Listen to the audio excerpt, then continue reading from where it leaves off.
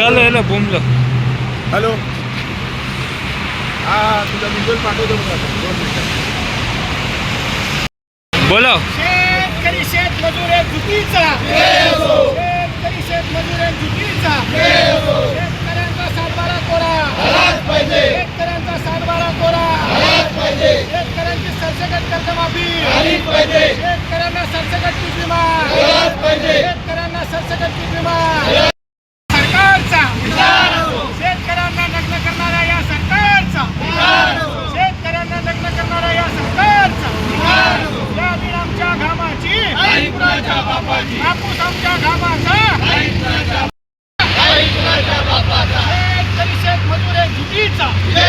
शेतकरी शेतमजूर आहे चुकीचा. शेतकऱ्यांना न्याय. शेतकऱ्यांना न्याय. शेतकरी शेतमजूर आहे चुकीचा.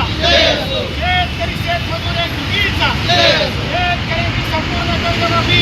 काय सांगाल तुम्ही हिंगोलीतून मंत्रालयापर्यंत पुढच्या करता अर्धा काय तुमच्या मागण्या आहेत, काय सांगाल? नाही, मुळात काय झालं बघा, हिंगोली जिल्ह्यामध्ये मागील 3 वर्षापासून हिंगोली जिल्ह्यामधला जो शेतकरी हा कधी अतिवृष्टीने तर कधी दुष्काळाने पिचला गेला.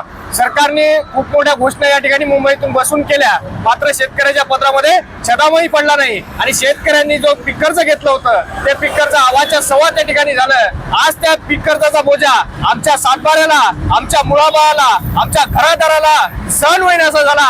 या सरकारने निवडणुकीपूर्वी सन्माननीय देवेंद्र फडणवीसांनी घोषणा केली होती की आम्ही सरसकट शेतकऱ्यांचा सातबारा कोरा करू, पण सरकारने तसं केलं नाही. आज आम्ही उघडे झालोय, आज आम्ही नागडे झालोय. आमच्याकडे काही पर्याय उरला नाही. या सरकारने आम्हाला या ठिकाणी उघडे केले. म्हणून या ठिकाणी जे निर्णय मुंबईमधून होतात या ठिकाणी आम्ही आलो की मायबाप सरकार की तुम्ही आम्हाला आता उघडे केले, आम्ही आता करायचं काय?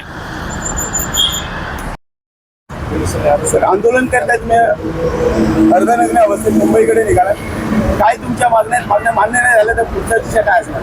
नाही, मुळातच या सरकारनंच आमच्या शेतकऱ्यांना नग्न केलेलं आहे. सरकारनं निवडणुकीपूर्वी निवडून यायच्या अगोदर शेतकऱ्यांना मोठ्या मोठ्या घोषणा केल्या की आम्ही शेतकऱ्यांचा सातबारा कोरा करू, शेतकऱ्यांची कर्जमाफी करू, शेतकऱ्यांच्या सोयाबीनला 6,000 रुपये भाव देऊ.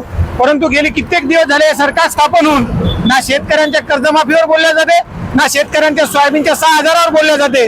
आता कुठेतरी हे नाफेड केंद्र सुरू केले आणि त्याच्यातही 17 वेळा बंद करण्याचं काम हे सरकार करत आहे. आमचं म्हणणं आहे, तुम्ही नाफेड खरेदी केल्यापेक्षा हे खुल्या बाजारामध्ये शेतकऱ्यांचं 6,000 रुपये सोयाबीन विकत घ्या आणि शेतकऱ्यांना न्याय द्या. आमच्या बापाच्या घामाच्या दामाचा आम्ही 1 रुपया भरतोय, त्या 1 रुपयाचा परतावा म्हणून आमचा पीक विमा आम्हाला द्या, अतिवृष्टीचं अनुदान द्या.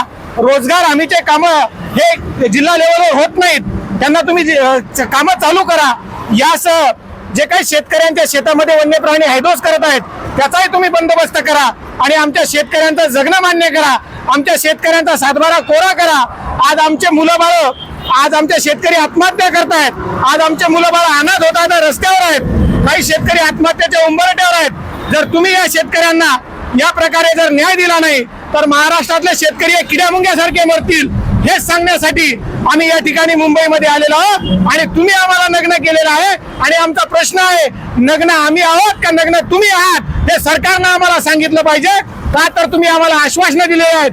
यावरून एक सिद्ध होतं की तुमच्या निवडणुकीपूर्वीच्या ज्या काही गोष्टी येतात म्हणजेच बड्या बाता आणि शेतकऱ्यांना लाता हे आम्ही सहन करणार नाही. म्हणून न्याय मागण्यासाठी मुंबईच्या दिशेने आलो आणि याच अवस्थेमध्ये मंत्रालयावर जाणार आहोत आणि मुख्यमंत्री महोदयांना प्रश्न विचारणार आहोत, तुम्ही आमचं कर्जमाफी करणार आहात का?